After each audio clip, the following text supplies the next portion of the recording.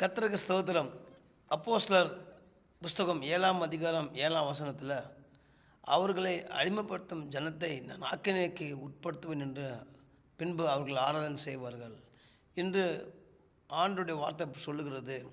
ஸ்தேவான் சொன்னார், கர்த்தருடைய பிள்ளைங்களை யாரெல்லாம் அடிமைப்படுத்துகிறாங்களோ அவங்களை அவர் ஆக்கினைக்கு உட்படுத்தி அவர்களை ஆராதனை செய்ய வைப்பார்.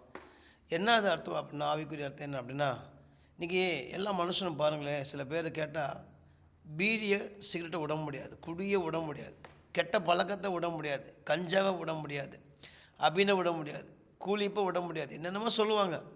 போதை வஸ்துக்களை விடவே முடியாது மனுஷனால். அப்போ அது அந்த ஆவி என்ன பண்ண அவங்கள அடிமைப்படுத்தி வச்சுருக்குது.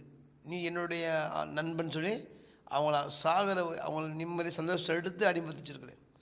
ஆனால் அந்த மனுஷன் இயேசு தேடி வந்தானா அந்த பழக்க வழக்கத்துலேருந்து இயேசு கிறிஸ்து விடுதலை பண்ணி அந்த ஆவியை அவன்கிட்டேருந்து எடுத்து அவனை ஆண்டவர் தேவப்பிள்ளையாக மாற்றி அவனை ஆவியின் அபிஷேகம் நிரப்பி அவனை சமாதானம் நிரப்பி அவனை சந்தோஷத்தை நிரப்பி